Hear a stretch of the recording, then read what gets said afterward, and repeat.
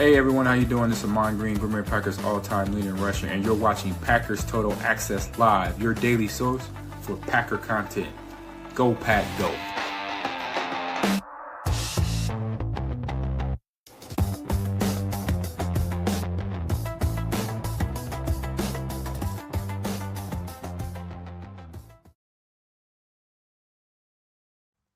What's up, everybody? Welcome into the Toyotathon podcast. My name is Clayton. You can check us out on Packernet.com. Find me on Twitter at Packers_access. It's actually called Packers Total Access, but I like Toyotathon a little bit better. Is it officially Toyotathon, guys? Is that true? I'm seeing the tweets. I'm tweeting them out whether they're accurate or not. I'm throwing them back out there into the Twitter sphere. So it's an exciting time to be a Packer fan. Obviously, as we get a little deeper into the season, we got the Vikings coming up at Lambeau this weekend, and really fired up to see what we learn about this Packers team moving forward. Tonight, we're going to hit the injury report. We got the official game status designations for each player on both teams. We're also going to talk a little Tyron Hopper. Looks like he might get his opportunity to shine a little bit. Talk a little Micah Parsons, and then we'll wrap up the show with a special request from Emilio, where we're going to talk about the Packers defense, how it matches up PFF grade-wise against the Vikings offense. And that's kind of tongue-in-cheek, because if you hadn't mentioned it, you guys wouldn't have got that this game, and I would have totally forgot. So that's the way that works. How we doing, gents?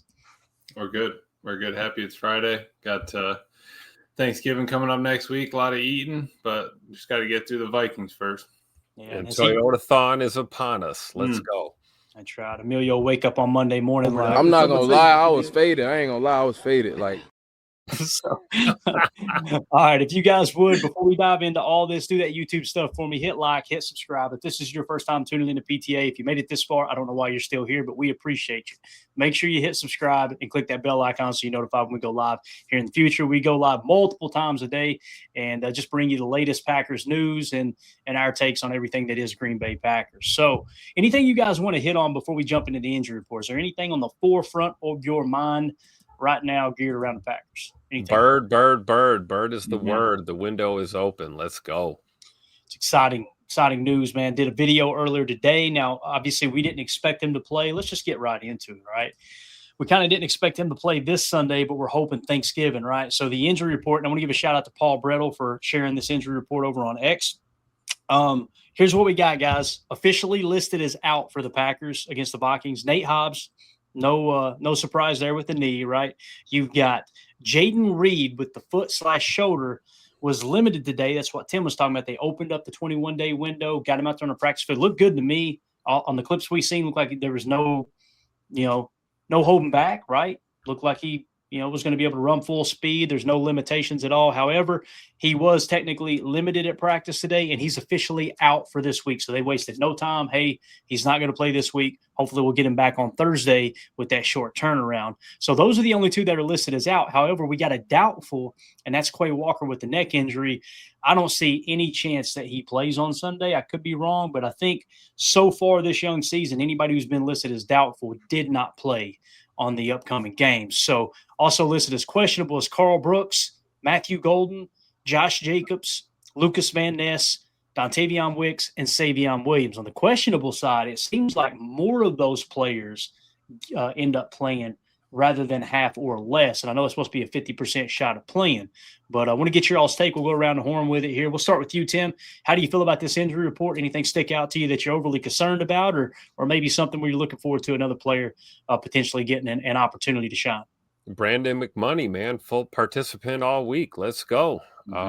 Hopefully he's rounded the corner and good to go. And I'm with you, Clay. I think, the questionables for sure. I think probably 80 to 90% of that list is going to play on Sunday. And when it comes to Quay, I've said it before, I'll say it again. Doubtful is a good thing, right? DNP all week, hold him out, and let's get him ready for Turkey Day against the Lions, Yeah, that seems gotta hurt, Tim. You know what I mean? Yeah. I've had a couple. They are not fun, but I can imagine with the extra weight and force and NFL speed and everything, it's just brutal. And you just can't move, right? I know Clay wakes up like that sometimes, can't turn his neck, but Yep. And it's one of those where it's like, you don't need surgery, and they say, oh, it's not serious, it's a stinger, but man, tell that to the guy dealing with it, right? Yeah. and then let alone go out there and bang heads and catch it on the wrong angle again. Yeah, absolutely. Jacobs had a stinger a time or two, and he said penicillin is real expensive. So, I mean, that's the way that goes. But weather update for Sunday at Lambeau Field, they're saying during the day, intervals of clouds and sunshine in the morning with more clouds for later in the day, high of 49 degrees, winds 5 to 10 mile an hour. So wind shouldn't be too much of a factor. That 10 mile an hour gusting with a little swirl could throw a pass off here or there, maybe a kickoff here or there. For the most part, won't be anything like East Rutherford, New Jersey the other day. So you say 49 degrees? I mean, that's summertime in November up here. Let's go. Yeah, that's going to be the high. It looks like tomorrow 46, 49 on Sunday. Tim, you back up to 54 on Monday, but don't get used to it because next week the high looks around 30, low 17.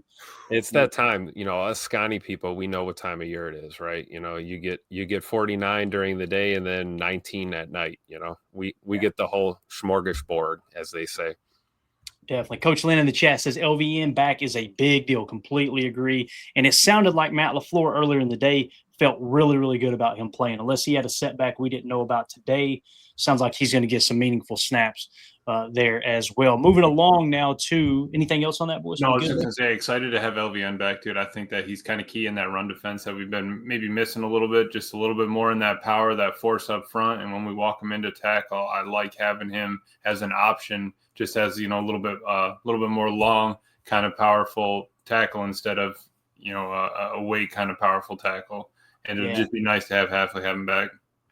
And Coach Lynn says, watching Gary's play improve now, would not be surprised one bit. I don't think it's a coincidence that after LVM went out, all of a sudden Gary's production started to dip. It seems like the more time LVM's been out. So if you get him back in that 3-tech with the cheetah package, LVM in the 3, wide 9s with Gary and Micah, or get back to the 3-3-5 Cub that we talked about, that what we call it Joker 1 3-3-5, where they got Micah standing up over or behind, I should say, the 3 down lineman. That could be another way to attack here. I'm excited to see what they do against the Vikings because, listen, you shouldn't overlook a Vikings team. They are due to play better football. I promise you that. I was looking at the rankings, and thank you for setting up that board for us, Emilio, over there. I cleaned it up a little bit. Drew in the decimals and stuff on there. We're good. Nice. I see what you did. That looks good. Look at you, my man. All right. So here is how the Packers rank in our power rankings, right? And again, everything that goes into this guy's winning percentage, offensive scoring, defensive scoring, offensive yards per play, defensive yards per play allowed, and turnover margin, okay? Green Bay is the 6th best team on this list, according to all those analytics combined together, equal value, equally weighted, right? Minnesota is 21st. The big thing that drags them down, turnover margin. So if they protect the football, let's say they had a top 10 turnover margin, that number would increase tremendously. I mean, they were probably somewhere around 12 or 13 in the league. That's really what's dragging them down. But again, it's such an important statistic, right? So we'll keep our eye on all that as we move forward as well. And we're going to try to update it weekly. And I'd like to get a copy of that too, Emilio, that we could share in the Patreon group over at patreon.com/Packer Fan Total Access. That way people will have access to the latest information there and y'all don't have to go run it down. Just another added benefit to being a member in our Patreon community. Minnesota Vikings side, what changed? Okay. You had Jonathan Allen, defensive lineman, veteran rest. Nothing to worry about there. Obviously, he was limited today, but that was all part of the plan. You had Javon Hargrave, same thing, veteran rest. Harrison Smith, veteran rest. So that's it. Other than that, Christian Darrisaw went from did not participate to full participation. We kind of talked about that. Maybe they were giving him a veteran rest day, but since he was already on the injury report with a sore knee, you can list it as a knee, right? Looks like Darrisaw is probably going to play, I would imagine. And then Will Fries did not participate, limited, full participation. He should be good to go as well. So it looks like we're catching the Vikings fairly healthy here. We'll see how all that plays out too, because this is a significantly older roster than the Packers have, right? With the Packers obviously being the youngest team in the league. And I do remember them going out in free agency, them being the Minnesota Vikings this offseason, and it seemed like they added a bunch of veterans, right? So I'm excited to see what this young Packers team can do against the Vikings team that, listen, they're playing for their season right here, man. Yeah. You get one or two more losses, and it's going to be really, really, really difficult to claw your way back into the playoffs. So you can't overlook this opponent. J.J. McCarthy's played like cheeks up to this point, but anybody can get hot at any moment. It's true. And like you said, man, Minnesota's playing for their life, right? We're going to get the full gamut of divisional matchup right here at 1265. And I'm looking at Hargrave and Grenard there. Those were the, defensively, two guys that we were keeping an eye on, and looks like they're going to go this week, and Harrison Smith for that matter. Say what you want, but you got to account for 22 out there on the field for sure. Yeah, and like Clay was saying, Tim, they're basically completely healthy. It'll be cool to see Jonesy back. But besides that, man, you might need to pull out a couple of the stops, Matt, because I feel like they're going to be trying to – I don't know how much they can spread out their offense either with JJ, right? How much can you go into the bag of your offense and say, hey, I want to pull out this 3rd and 13 play I've been holding all season. I don't know if we're going to have time for it. I don't know if he's going to be able to get it off. All those things are going to come into play. So I think Hafley, maybe he keeps it base for a little bit, and then maybe you see a little bit of Hafley's game come alive here and try to scheme up some things against the rookie basically quarterback out there and see what you can't get. Yep. Yeah. That's a great point, man.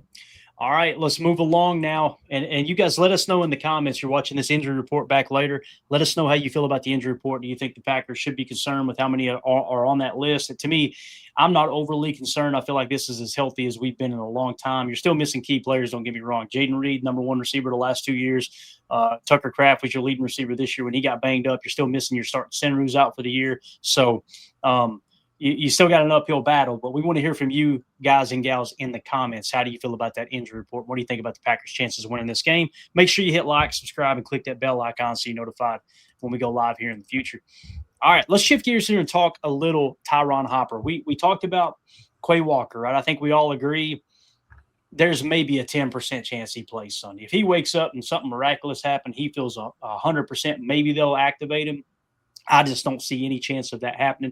Let him rest up, get him ready for Thanksgiving Day against the Lions. And what that means is Tyron Hopper. You're going to see some Tyron Hopper here in this game. Now, the question is, does Tyron Hopper replace Quay Walker in the nickel 4-2-5 and you just keep McDuffie coming in on the base package? Or do you now shift it and say, okay, McDuffie is going to play alongside Edgerrin Cooper in the nickel 4-2-5, and Tyron Hopper is going to be your 4-3 linebacker coming in? That's going to be the big question, right? And I just want to point out, we wrote this article. It ain't even an article. I just put a video together and a couple of quick things here of Tyron Hopper back in the preseason, where I said Tyron Hopper may be taking that year 2 jump. And when you watch the tape here on this specific play, you can see Tyron Hopper flow into the ball. Play it one more time from the beginning. You see him, he's kind of playing right in the middle of the defense. It was a blitz. Watch him bounce outside. He's got that athletic ability. I want to say he had like a 4.5 40, I believe, 4.4 or 4.5, very, very quick at the linebacker position. But I wanted to point out, we put this information out through 2 weeks in the preseason. Guys, his PFF grades were 88.6 and 74.0. And you see 35 snaps, 39 snaps, significant amount of snaps. When you compare preseasons from when he came into the league, his rookie year preseason was a 50.4, and up to this point through 2 weeks in the preseason this season, 86.0. That's significant. That's, okay, hold up a minute. Let's stop for a second. What's going on with Tyron Hopper, right? Now I want to give you guys an update. I put a tweet out earlier when we found out that Quay, most likely, with him being doubtful, he probably wasn't going to play. I just said Tyron Hopper should see a significant increase in snaps Sunday with Quay Walker officially being listed as doubtful. He truly flashed during the preseason this year, earning an elite 90.1 PFF grade. With the 72.6, it seems to have carried over into the regular season too. So again, when you look at the grades here, it's probably a little bit hard for you guys to read. I'll tell you the numbers here though. He finished the preseason this year, 90.1 was his PFF grade. So rookie year, 50.4, jumped to a 90.1, and that was on 95 snaps. I mean, that's a significant amount of snaps, right? Now, fast forward to the regular season, and he's only had 20 snaps, albeit, right? Luckily, we've been pretty healthy at the linebacker position. 72.6. So last year in the regular season, only 18 snaps, 60.7. This year, he jumps to a 72.6 on 20 snaps. So I'm not saying that minute amount of snaps should make us think Tyron Hopper is going to be an elite football player, but it's definitely not bad news, Emilio. You're seeing a player that's starting to build on success. And of course, we've seen him on special teams and being a contributor there as well. How do you feel about Tyron Hopper getting some meaningful reps, and how would you play it? Would you throw him into the nickel defense, or would you just let him be kind of that extra backer on 4-3? Yeah, I think at the moment I'd probably just let him be that extra backer at the 4-3, just because you're going to go with what you have faith in McDuffie. McDuffie's your special teams captain. I think you kind of lean on that veteran leadership, though the reps Hopper's getting on special teams are always key. And on top of it, you see now, with those kind of grades, a little bit more of the tape that you get to see when he's out there.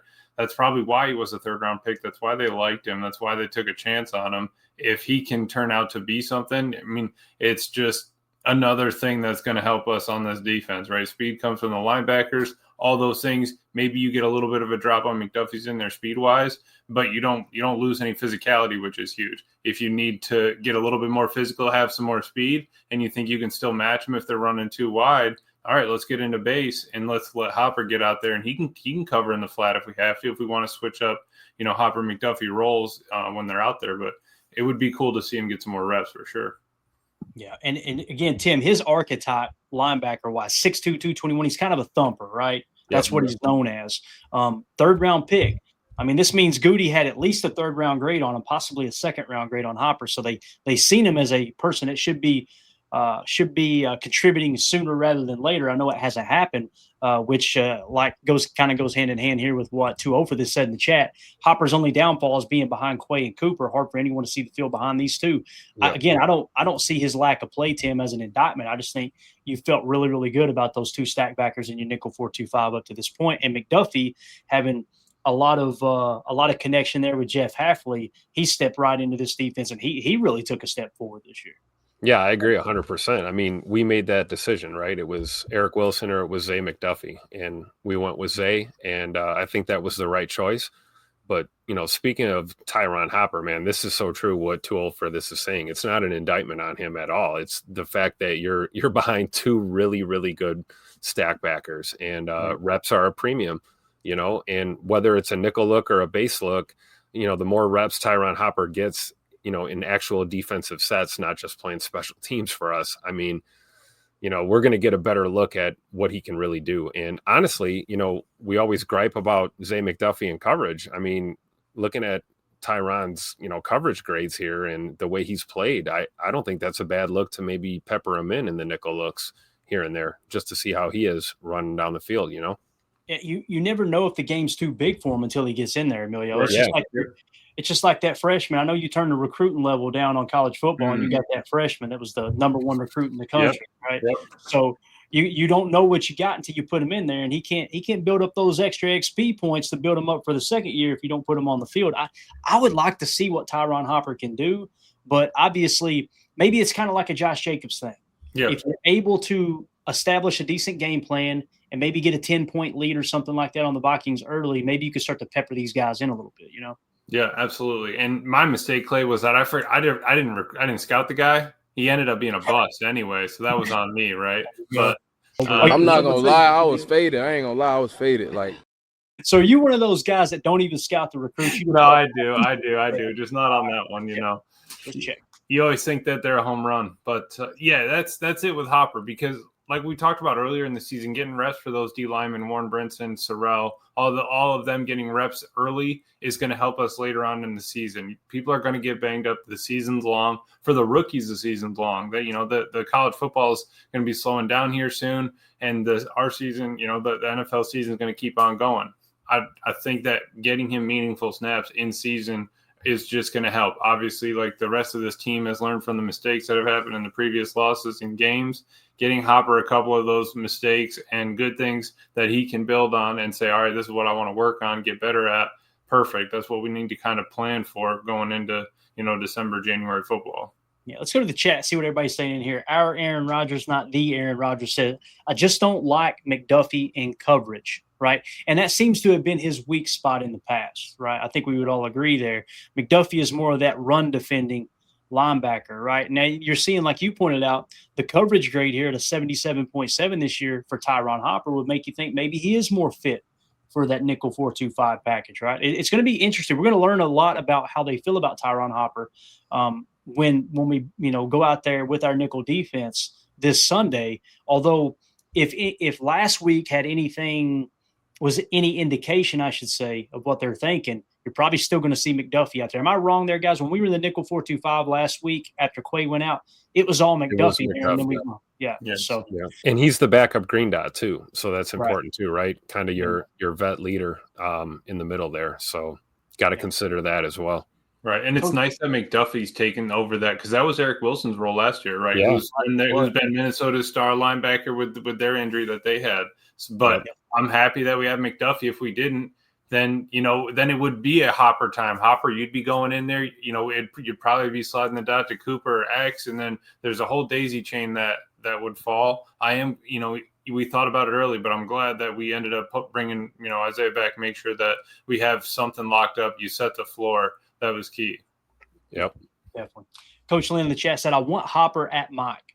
And again, I think in the preseason, Coach, that's where we've seen Hopper, right? So when the starters were off the field, he was kind of that backup Mike, if you will. At least, when you don't want your starters, you don't want McDuffie out there. You didn't want Quay. You didn't want Adrian Cooper on the field in the preseason too much. Tyron Hopper did wear the green dot, I believe, and he also played that Mike spot. Now, you guys know how I feel about Mike, Sam, Will, all that stuff. It's very interchangeable, especially in a nickel defense. We've shown you multiple times. I try to identify it on Chalk Talk as much as I can. Okay, look, here you've got Edgerrin Cooper playing Mike, and you've got Quay playing Will. And then 3 plays later that we showed on Chalk Talk, it'd be vice versa, right? It just depends on the matchup you got that week, what the specific play call is there, and how you want to integrate those backers. It's just like safety. I no longer look at a safety as a strong safety or a free safety anymore, right? I don't look at it like, okay, Xavier McKinney is the free safety and Evan Williams is the strong safety. We've showed you time and time again, we'll say 29 spur, then you'll hear us say 33 spur. Well, that's indicating typically the safety that's in the box, and that's what most people see as a strong safety. Right. By technical terms, when the strong safety position was created and labeled, it was meaning the safety that played on the strong side of the formation. That's why they called it that. That's very, very interchangeable today, and I kind of feel like Mike and Will in the nickel defense is very interchangeable too, and I think that's why they went and got Edgerrin Cooper, who almost looks like a carbon copy of Quay Walker with the physicality, the talent, all that stuff, right? So but yeah, I can understand you wanted him at Mike for sure, man. Let's go to the super chat here real quick. Josh Martin, thank you so much, buddy. The wife finally gave the go ahead for the move to Green Bay. Hope we'll be in Green Bay by the time the playoffs come. That's absolutely awesome, guys. Awesome. If it were up to Mandy, we would already be up there too. I'm telling you, she sends me a half a dozen houses a day that are for sale. And I'm the one holding that up right now because, listen, somebody's got to be responsible. Right. We can't. If it was up to her, Tim, we would sell the house tomorrow, move up there, and not look back, man. That's how. Yeah, you're over there like. I'm not going to, so quit asking. I just love Tennessee, man. I love Green Bay, Wisconsin. I love it so much. Man, Tennessee. Emilio knows. Emilio came down from, upstate New York, right? Moved to Tennessee. It's just a different world, isn't it, man? Absolutely. Beautiful. Yeah. Hey, congrats to Josh, though, man, making that move. That's awesome. Yeah, absolutely awesome, Josh. So enjoy it, buddy. Make sure you send us pictures when you get up there, man. Pictures of Lambeau and stuff like that. Not any pictures of you and your and your whitey toddies at night. You know what I'm saying, man? We don't need none of that creep. You do that, you're going to get your ass kicked in that. Appreciate you, Josh. Thank you so much for the super chat, man. Congratulations. That's awesome, dude. All right, let us know in the comments if you're still here later on watching this video. How do you feel about Tyron Hopper? Would you like to see him in the nickel defense? Would you like to see him just play base 4-3? Do you like McDuffie better, Hopper better? Would you like to roll the dice to see what you got in Hopper? We want to hear from you guys in the comments. And do us a favor, help boost that algorithm. Hit like, hit subscribe, and click that bell icon so you're notified when we go live here in the future. All right, let's shift gears, talk a little bit of Micah Parsons. I want to get your all's take on this, because there's a portion.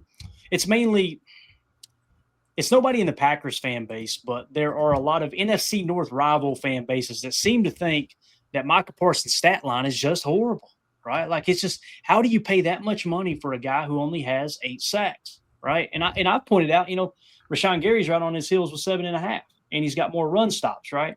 Well, why is that? Let's explain why. PFF put this tweet out: the most double-teamed edge rushers in the NFL. Okay, look at these numbers, boys. So T.J. Watt, 49% double team rate. Okay, and what that means is 2 guys are locked on them, blocking the entire rep. That's what that means, right? Now, chip rate, 32% of the time he's getting chipped. That's most in the league. All right, and what that means is a running back or a tight end just blasting him off the line and then going into their route. When you hear us call out a play on Chalk Talk and we say leak, that's a chip, right? That's a tight end chipping and leaking. That's a running back chipping and leaking and getting into the route. So you're knocking them off their pass rush and allowing the offensive lineman to absorb them. Okay, so again, T.J. Watt, 3rd in double team rate, 30 and 1st in chip rate. Myles Garrett, this surprised me. I thought Myles Garrett would be 1st in both, to be honest with you. Myles Garrett, 58% double team rate. That's 2nd most in the league. 3rd in chip rate at 26% of the snaps. So he's 2nd and 3rd in that regard, right? 1st in double team rate in the entire National Football League is your very own Micah Parsons at 59% of his snaps. He's being double team blocked. And 21% of the time, he's still being chipped, which is 7th most in the league. But again, that double team 99% of the time he's being held. And I'm still baffled because there's media members that are still saying, and they're still using this talking point of, I really expected Rashawn Gary to break out with Micah Parsons coming. He has. Yeah. He's on pace to have his first double-digit sack season. He's only a half a sack behind Micah Parsons because Micah Parsons is getting all this. It's worked. Mm-hmm. And look at your run defense and how it's affected it, right? Because the reality is they're having to kind of double team Parsons on some of the run fits too. They need to know where he's at. He's a good run defender as well. So it has unlocked Gary, and it's like people forget that the last 3 weeks we've been playing some mobile quarterbacks, and that's going to harness the cage rush a little bit, right? It's going to bring in the cage rush, the touch spies, all that stuff. I expect Rashawn Gary to finish the season, if he stays healthy, with over 10 sacks. And I think he'll lead our defensive line group, Emilio, in run stops as well, which he's doing right now. He's actually 5th in the league in run stops amongst all defensive linemen, okay?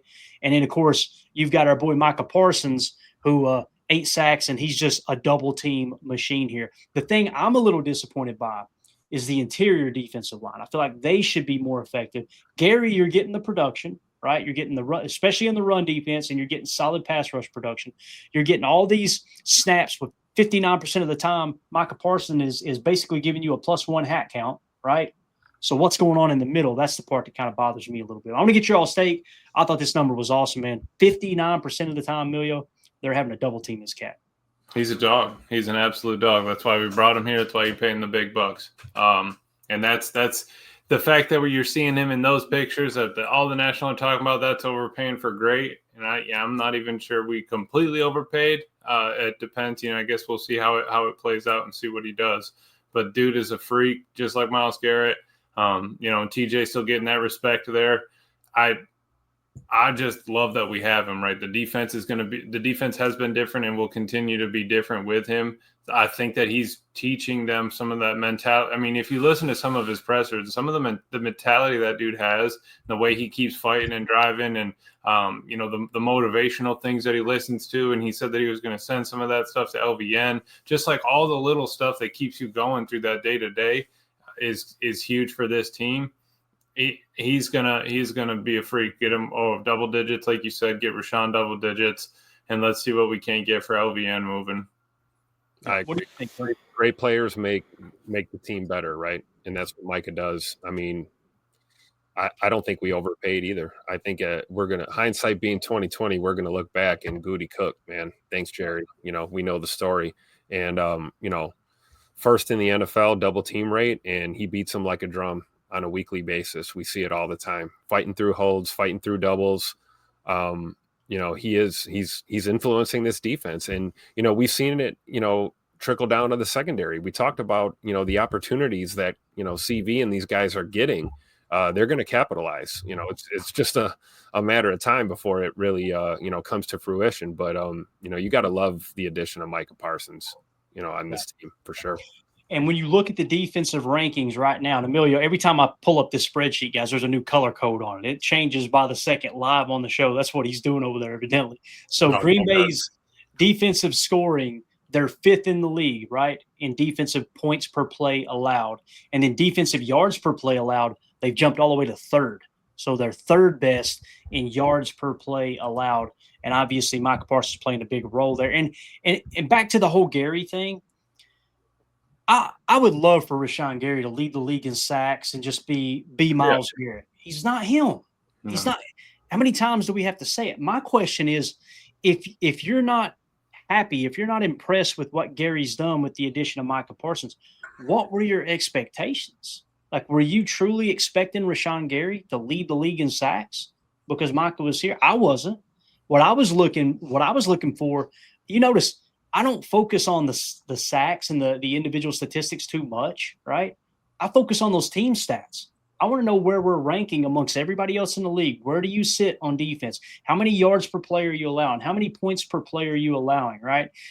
What's your turnover margin, that type of thing. That's the stuff that I want to see improve. I could give a rat's ass on who's leading in sacks and who's got – that doesn't – I mean, it puts you in a position to win games, but ranking in those team statistics in terms of – how often you're shutting down the opposing offense, right? That's what matters the most. So I honestly don't know, and I'm genuinely asking, what did people expect Rashawn Gary to do that they're upset that he's 10th in the league in sacks this year and he's 5th in run stops amongst defensive linemen? Do you guys have a number? Would it be he would have to lead the league in sacks before you go, okay, Gary's worth it? Like, what do you think that number is?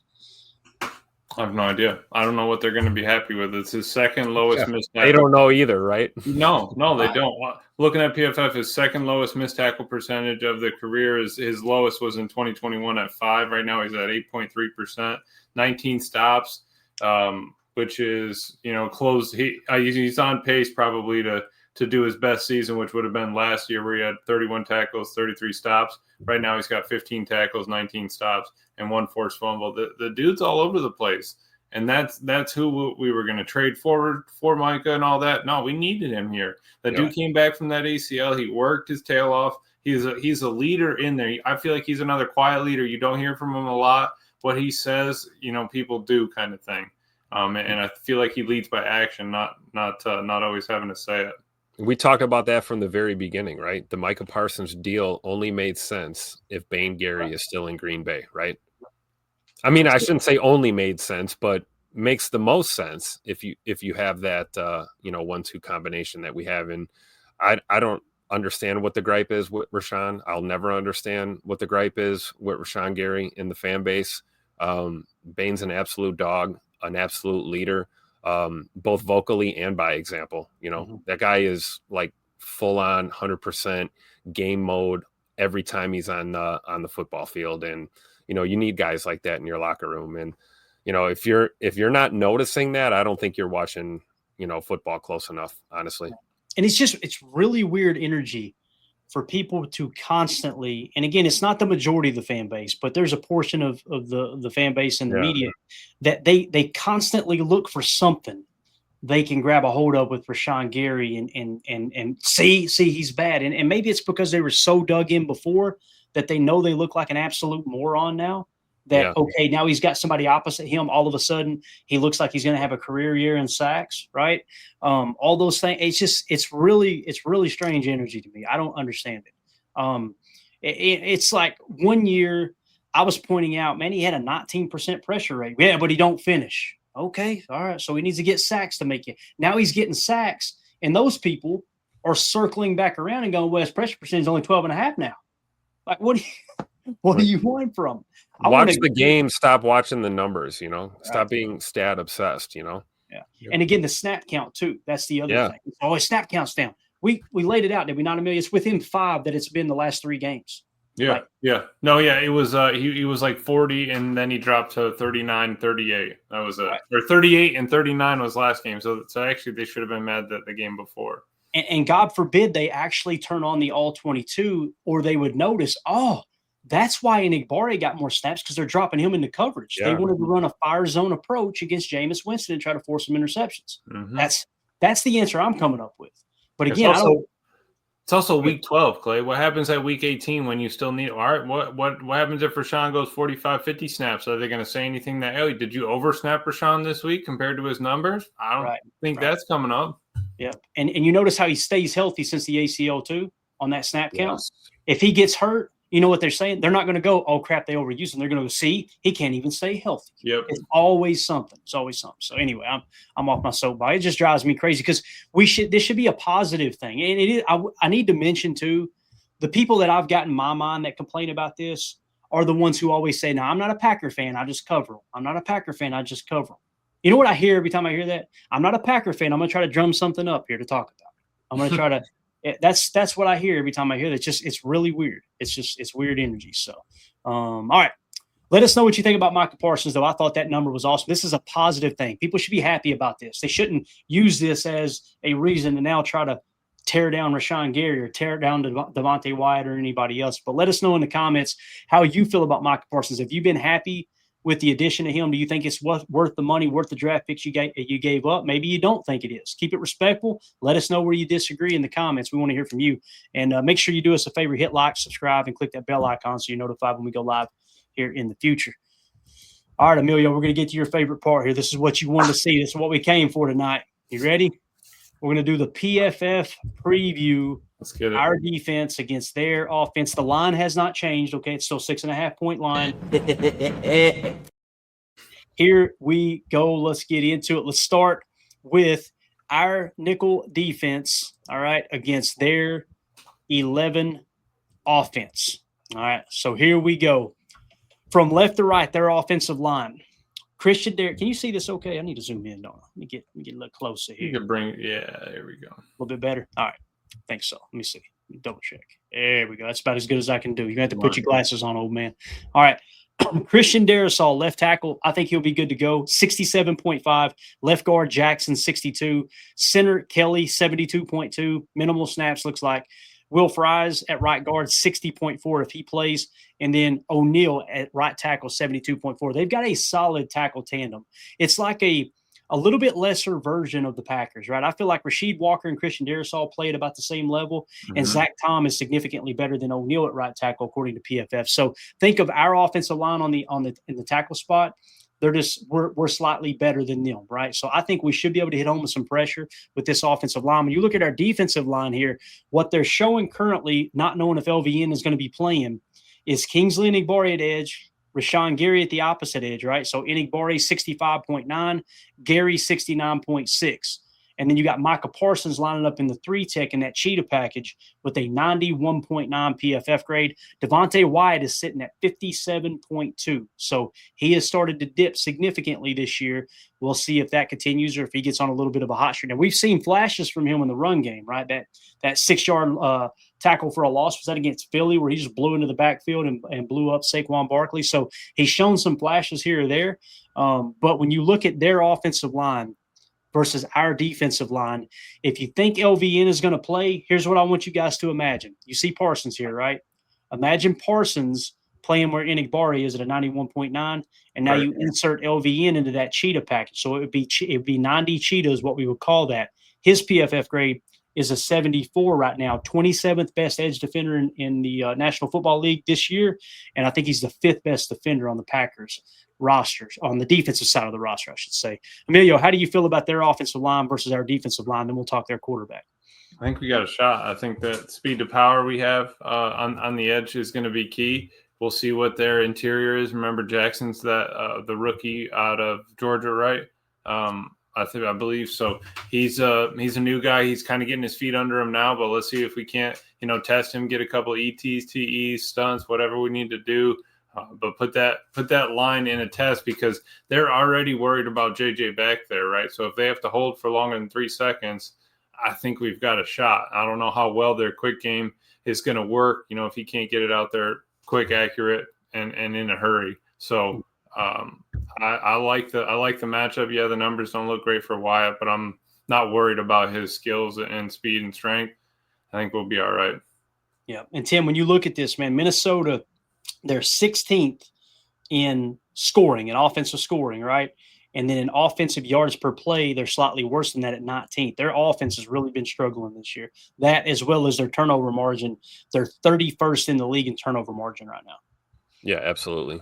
I think looking at the front and looking at this Minnesota offense, maintain your edge, right? Do not break contain. Aaron Jones is no stranger to any Packer fans out there. And, regardless of how Jonesy has been playing as of late, coming off the injury bugs that he's been dealing with, he can gash you outside the tackles. And, to Emilio's point, JJ being JJ, they need to get the ball out quick. And right. Jones is the type of guy that, if you break contain, man, he's going to make you pay for it. So I think that's a point of emphasis going into this game. And I'd be willing to bet that DeMarcus Covington and the boys have that in the bag for this matchup for sure. Yeah, Aaron Jones grading out a 62.7 this year. And I want to say their backup running back. Who is it, Emilio? I'm trying to think. He used to be with the 49ers back in the day. I feel like he's performing better than Aaron Jones, honestly. So their two-headed monster is a pretty good two-headed monster. I can't think. Is it Madison? Am I thinking right? Yeah. I wanted it started with an M. I'm sure. Yeah. And here is 9, J.J. McCarthy. 9 is Christian Scoot Watson. That's who 9 is. 54.6 is J.J. McCarthy's PFF grade, right? And he's the 36th graded quarterback out of 39 that PFF has graded out here, right? So I'm no mathematician here, but there's only 32 teams in the league. That tells me that there's a few backups that are grading out better than Mr. J.J. McCarthy. Oh, we're going to give him some. The 10th overall selection, 10th in the first round of the 2024 draft. This is who you chose over Sam Darnold, and it just hasn't come together yet. It may come together Sunday, boys. It might. To this point, not looking like it's going to happen anytime soon. 54.4 is his passing grade. If you turn on the tape with him, what you're seeing is bad mechanics, and he's air-mailing the hell out of the football all over the field. And he's got some of the best wide receivers in the game, one of the best tandems. You got Justin Jefferson, arguably the best receiver in the league. You got Jordan Addison on the other side. You got Hawkinson at tight end. I mean, what else? Poor guys. Poor guys. No, seriously. They're out there screaming. 10 yards. That's where that audio actually applies, right, Bill? They're screaming at that man. How can you have any sort of excitement if that man can't hit you? I was looking at their season grades. This last game against the Bears, actually their best pass blocking game second best, 81.8. Their best was an 82. But the past 2 weeks, they've been 82 and 81. So that line's trying to give them a shot. Their passing grade the past 2 weeks, 52.4, 52.6. You do that, you're going to get your ass kicked in that. That's correct. So J.J. McCarthy, 54.6. Aaron Jones, 62.7. Hawkinson, guys, down year, 58.8 is his PFF grade. What's he done over his career here? God, that guy looks like he's 112 years old. He's only 28. Look at that dude right there. Wow. Seriously. He looked like somebody from the holler there, Clay.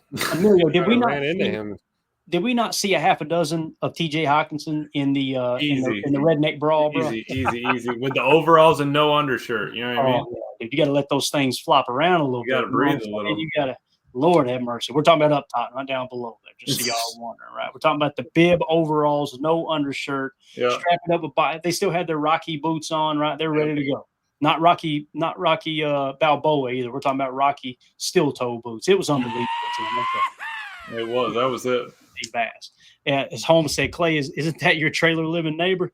We had several people in the hood that looked like that. Here's the guy in the holler, if you know what I mean. Yeah, yeah. We had a white baggie on him too, just walking around the neighborhood chilling. That dude looks rough. Seriously, let's just take a second and admire that. Everybody, he's living in the wrong era, but I feel like he needs to be like actually a Viking. You know, like storming, like go take over a beach and raid, a town kind of idea. J. Cole said he doesn't look like a Viking, in my opinion.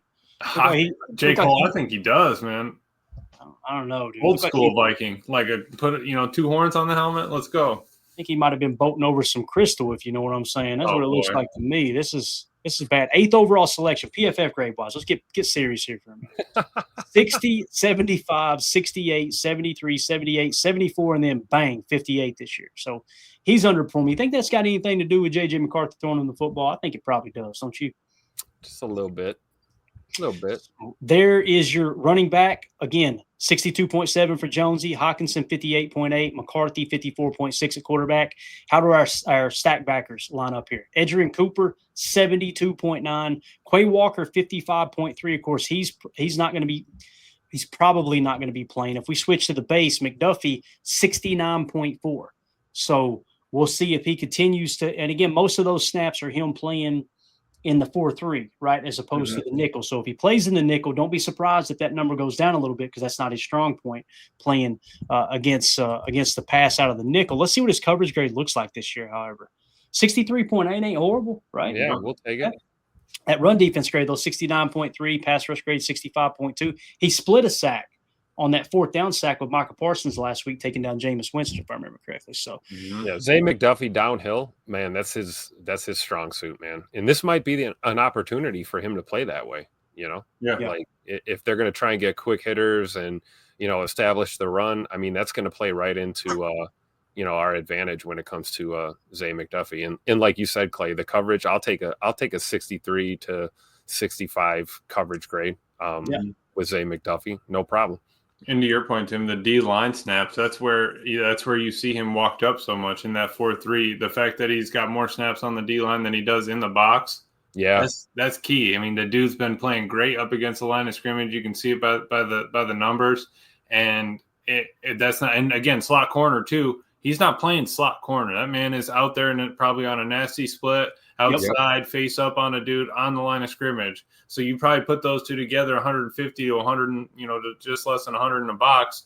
He's probably 2/3 on the line of scrimmage. So let's see what he does in that stack spot moving forward this week. Absolutely. The other thing to keep your eye on too, if you look at these snaps, if he does play in the nickel set in the 4-2-5, right? These snaps you're seeing here, 18, 7, 22, what is that? 23, 6, 32, 25. That's probably about the range you'll see Hopper on the field. Now, if Hopper plays in a nickel 4-2-5, expect those snaps to stay the same.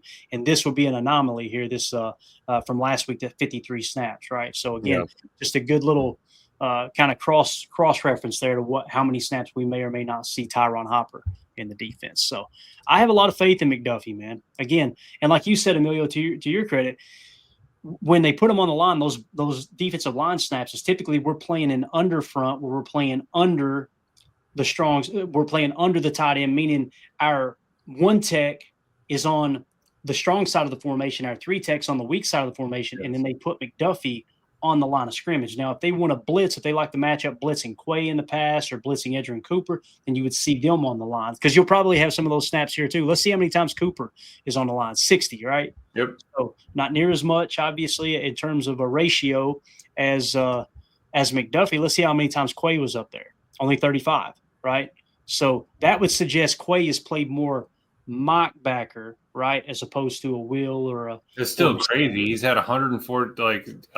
He's been on the line 104 times. That's more than Quay or Cooper combined. Yep. So it just shows you what they like to do, right? Yep. They like to put him up on the line of scrimmage. So if you want to continue to have that in your base package, what will probably happen is when you bring in Tyron Hopper for your base 4-3, they'll probably keep McDuffie playing on the line of scrimmage like that because that's what they're doing, and then they'll put Hopper back there at mock or Will, right? Most not move three things around. Bingo. So it's going to be interesting to see how they deploy them and utilize obviously the different packages. So let's move along to wide receivers versus DBs here. All right, Justin Jefferson 77.6. He's the 19th highest rated receiver this year. You've got Naylor. Naylor, I hardly know her in the slot, 69.5, and then you got Addison on the opposite outside at a 64.7. It's a pretty solid receiving core. These are grades that are lowered because of J.J. McCarthy not being able to hit a bull in the ass with a mop, right? Like that plays a role in these grades dropping, I think, significantly. Now, when you look at our cornerback room, Carrington Valentine, boys. Let's go. I did a video on him earlier today.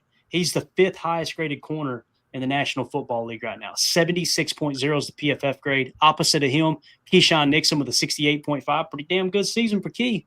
And then Bullard in the slot, 65.3 now.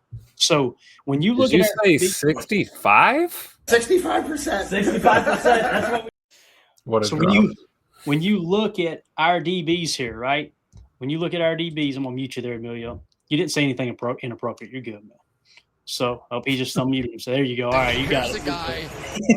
So when you look at our DBs against our wide receivers, with the way McCarthy's playing and struggling this year, I feel really good about our DBs matching up against these receivers because you're not going to have a quarterback who's going to be throwing guys open most likely, right? Now, when you look at the safety position, obviously plays a factor here too. McKinney is now the 9th highest graded safety in the league at 76.9. Evan Williams, 71.8. He's the 21st highest graded safety. We've got 2 number 1 safeties on our roster. What you also got, if you notice from a ranking standpoint, according to PFF, Valentine is a number 1 corner, top 32. Nixon is a number 1 corner, 29th, top 32, right? And you probably got Bull because they throw all the corners in the same pot. He's probably a top 32 slot corner, I would imagine, as well. So he's the 41st overall corner, but that's not breaking it down to slot. So I really like the way we match up here, Tim, with our DBs, both cornerback and safety, against their wide receivers and their tight end. Hell, even Jonesy coming out of the backfield who's having a down year as well. What's his receiving grade real quick? 44.2, struggling to catch the ball this year. So what do y'all think about that? We'll start with you, Tim. How do you feel about the DBs against their receivers here, man? Yeah, like you said about our safeties, you look at X and you look at E. Will back there. It's a question of who's going to play in the box, right? Who's going to be biting down, playing in the box, and, who's going to be your deep guy, deep third responsibility. And like you said, we got 2 number 1s. It doesn't matter, that gives Jeff Hafley, more flexibility in his game plan.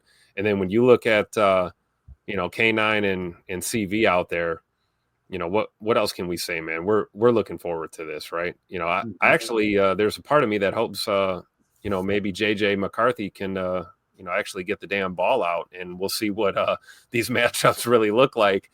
But it's a credit to really, Jalen Naylor and Justin Jefferson. You see the numbers according to PFF, even with a bad quarterback right now. They're still in that upper echelon. You can only attribute, any drop off to the fact that, they're not getting the ball where they need it. But I'd love to see it, man, and, between Hawkinson too, and, Bullard in the slot, like, we might get a chance to really, really see, what our 1s against their 1s really look like. But again, Mr. 9, Mr. JJ, Mr. Redshirt freshman year in the NFL, thinking he's that dude, he hasn't really proven it yet. So I think, we have to keep that in the back of our mind, right? Like, even a blind dog finds its ass once a day, right? This could be that game where they try to push the envelope. But I think our guys are going to be up to the task, whether it's our safeties or our corners, honestly. Yeah. I think that's a great point. You can't overlook anybody, Emilio. We're not saying this is a slam dunk win. No. I really like the way the matchups look, but you got to go out there and protect the football. You got to control the middle 8, and you got to make sure you're not playing from behind there in the fourth quarter, because B-Flow can hurt you if he gets himself in a position to dial up those blitzes, right? When you look at their defense, Emilio, one last number here for you. Let me sort it. Man, that thing's getting prettier every time I hop in there. Look at this. So Minnesota is ranked, they're tied for 8th best in yards per play allowed on defense. Guys, that's a solid defense, right?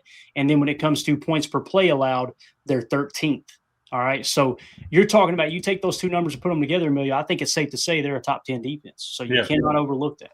No, you can't. And that's what's going to keep them in it. But again, our offense can help take us out of that. If we can get some points on the board, get a score or 2 up, then they have to trace it down with JJ and Jonesy and try to force the ball down. That's when you see our secondary step up, and then hopefully it snowballs. I'm excited, like you've been both saying, to see those one-on-one matchups with Valentine and Nixon, getting them both lined up across them. They're both going to get a shot. They're both going to, let's practice the gritty, because, you got to be ready to, it's going to be a battle, right? You got Jay Jefferson in front of you. You're going to have to man up and cover that guy. And I think Hafley's, I feel like he's going to be comfortable putting him in one-on-ones here and there, just because of, hey, that's what we're in. Hey, that's what we called. And 2, I have some faith in these guys being able to do that. It's not like they haven't gone up against A.J. Brown, Devonta Smith, and all of that. So our secondary going to be in good shape. It's going to be a good game. I think that's going to start with our offense. So our defense can keep us in, and I think our offense needs to put some points on the board. CV doesn't have to practice the gritty, right? He's got that down. He's got that down pat. Easy. Yeah, definitely. And you'll see here, I think this is a 9-year vet, CJ Ham. Just want to mention a couple things here. If they go to 21 personnel, he's going to be the fullback, it looks like, okay? I've been in the league since 2016. He's 5'11", 250 pounds. That guy is thick, let me tell you, right? PFF grade's been mediocre, although this year 65.4 is his PFF grade. Now, when they go to 12 personnel, let's see who their backup tight end is. It's Oliver, all right? So you've got Josh Oliver. Had a pretty good career, to be honest with you. 42, 51, then he jumps to a 72, 75, 74. So in 2023 and 2024, he was grading out as a top 10 tight end in the league, right? This year, he's dropped to a 64.8, so pretty solid there. They'll probably press into 12 personnel a little bit. As you can see, this last game in Week 11, he had 19 snaps, right? And a couple of times throughout the season, too. There in Week 7, what do you have? What would that be, 32 snaps there in Week 7? Yeah. Let's cross-check that in Week 7 to make sure Hockenson was playing Week 7. He was. So they're running a lot of 12 personnel. At least they were early in the season. So you're probably going to see a lot of Tyron Hopper if they press into 12 and 21 personnel. I don't have the numbers pulled up in terms of the rate in which they run those right now. They played the Eagles Week 7. There you go. All right. So in the Eagles, it kind of makes sense because the Eagles play that shell, that quarters coverage. So they wanted to press into 21, try to establish a run, I would imagine. So going to be interesting. Let's get him back off the screen there, man. I swear it looks like Breaking Bad every time I pull that up. There.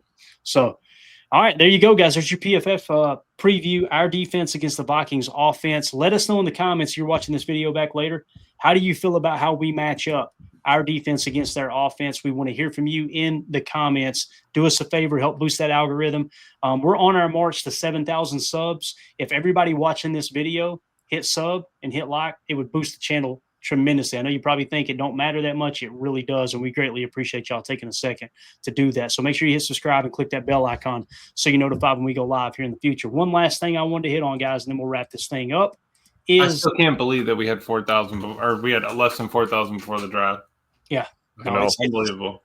It's blew up, man. And again, it's just a testament to this awesome community, dude. It is. I put a tweet out earlier. I got in my feels a little bit earlier on Twitter. I've gotten a few direct messages of people just basically saying, man, thanks for not being stuck up.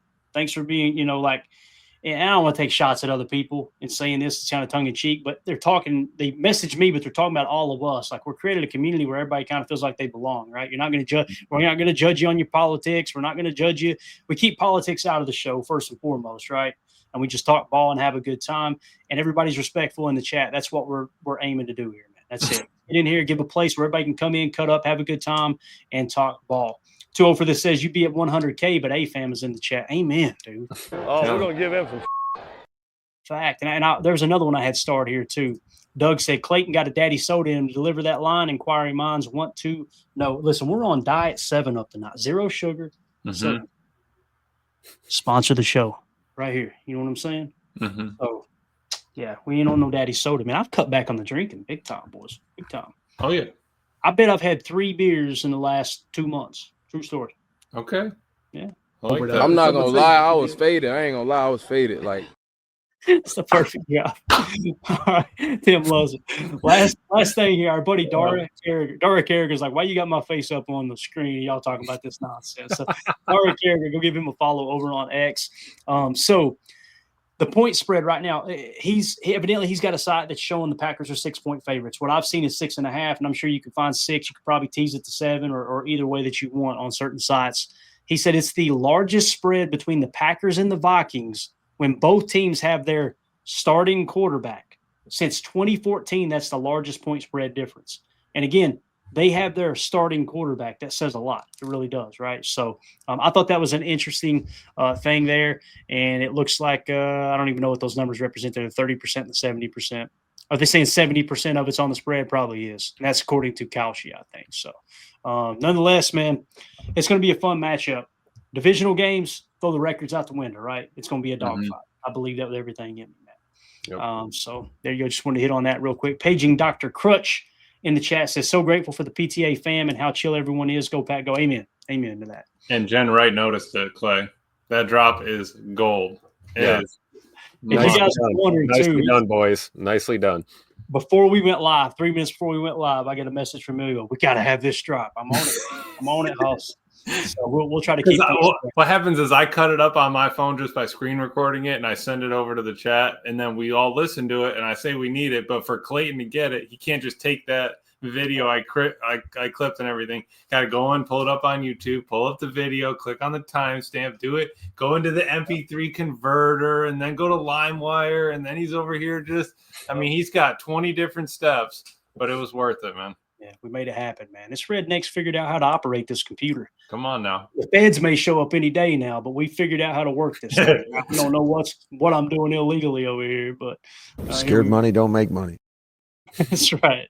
That's right, Coach. Yeah, United Bates Napster, baby. There we go. Do what? Napster. You know what Napster is, Clay? Oh yeah. Said Napster. You know what Napster is, Emilio? You were like 3 years old when that came out. You said Napster, baby, really fast, and I thought you said something else. I was like, "What in the world? What are they saying in the chat?" Napster, man. Napster was the fire. Y'all gather around the campfire for a second, all you youngins out there. You know, we used to have to go online and risk the family computer. Yep. Viruses flying everywhere to download.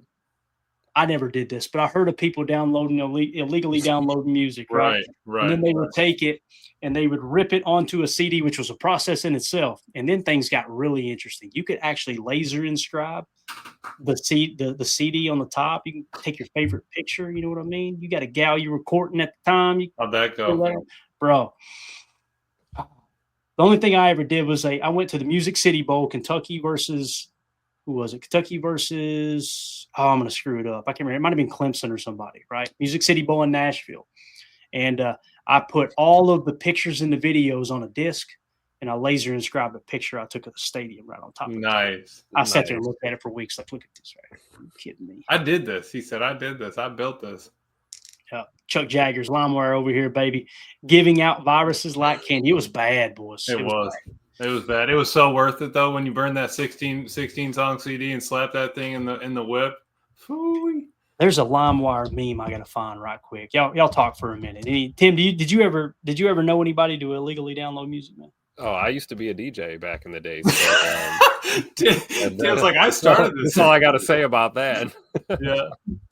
Oh, Professor Cakes called it LimeWire, then FrostWire. I remember, you went from the green to the blue, and then right after that, it was, hey, we don't even need that anymore. Then you still get the YouTube MP3 download here and there, but some of the crackly, yeah. Oh yeah, that latency, right? You know, not all MP3s are built the same, right? Well, Tim, I would try to get a nice good bass song. I got subs in the car and everything, just fresh in high school, all that, ready to slam. And I get this song off MP3 YouTube, and it's cracklier than all get out, and it, just ruined the speakers, blew it. Unbelievable. Bro, I used to have – my CDs were so versatile too. I would have Merle Haggard right next to Tupac on the disc. I mean, it was one track after another. It would be Merle Haggard. It'd be AC/DC. It'd jump into Pac, right? And then he'd come back out with a little Kenny Chesney, and then he'd jump – Who? Some Biggie Smalls. It was everything. We had all the bases covered. Alan Jackson, all that. So this is my favorite right here. This was the one I was trying to find you guys. I've seen this meme. You guys probably seen it 1,000 times, but it makes me laugh out loud every single time I see it here. Let's get this thing loaded up. Hopefully we didn't get a virus loading it up. But look at this. Bang. Me destroying the family computer with LimeWire. Hey, there it is.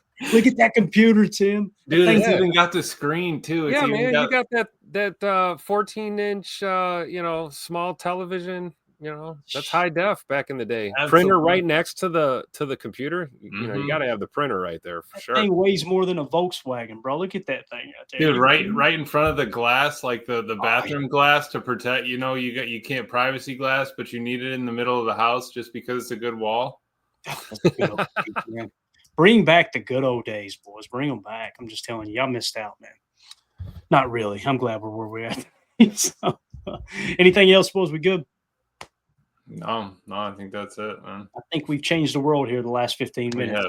So we'll go ahead and get out of here. Appreciate everybody hanging out. Bungie Cheddar Bug, reach out on Patreon or wherever. If you're not on Patreon, shoot me a text, 865-658-5824. You were the winner of the Josh Jacobs jersey card, okay? The card that's got the little jersey patch in it. So make sure you shoot me a text, 865-658-5824. I'd rather you respond on Patreon if you're in there.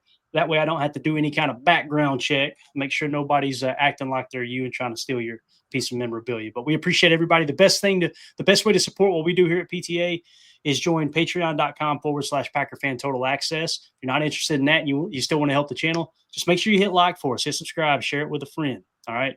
We greatly appreciate all the. I'll add a Patreon version of that rankings in there so that they can edit it and stuff. And then we'll be good. There you go. So what we're going to do is we'll get you guys a copy of those rankings as well. We'll try to update them weekly, maybe bi-weekly. And then, of course, you guys will also in the Patreon group have access to the draft board once we start to build it out a little later here in the college football season. So we're going to blink, boys, and it's going to be draft time. I'm telling you, it's going to happen. So it's been a blast so far. And we're still looking for this guy. Anybody heard from him? Maximus Best S8Y. He said he was a Packers fan. The Packers are going to lose last week. We're still looking for him. He's on the milk carton right now. So if y'all see, I'm not gonna lie, I was faded. I ain't gonna lie, I was faded. Like maybe that's why he made that prediction, Emilio. He was faded. I'll tell you who else was faded, boy. Right here, drafted Carrington Bounty, 7th round. My man. Come on now. He said, talk about smacking that 7th round draft pick right out of the park over to the fence, calling it. Called up Benjamin Franklin real quick. And he definitely called up Benjamin. There you go. All right, we're out of here, guys. Thank y'all so much for hanging out. Hit that like, subscribe, click the bell icon. We'll see y'all tomorrow. Probably won't do a night show tomorrow. We'll see how things go, but we'll definitely be going live at some point during the day. Any kind of news breaks, anything like that, I may just jump on here and talk a little ball with you guys and gals. So appreciate y'all. Everybody have a wonderful evening. Tim, Emilio, thank y'all so much for your time, man. Absolutely. All right, we'll see y'all tomorrow. Everybody have a great night. Stay safe out there. Here we go. We're out. Bye, guys.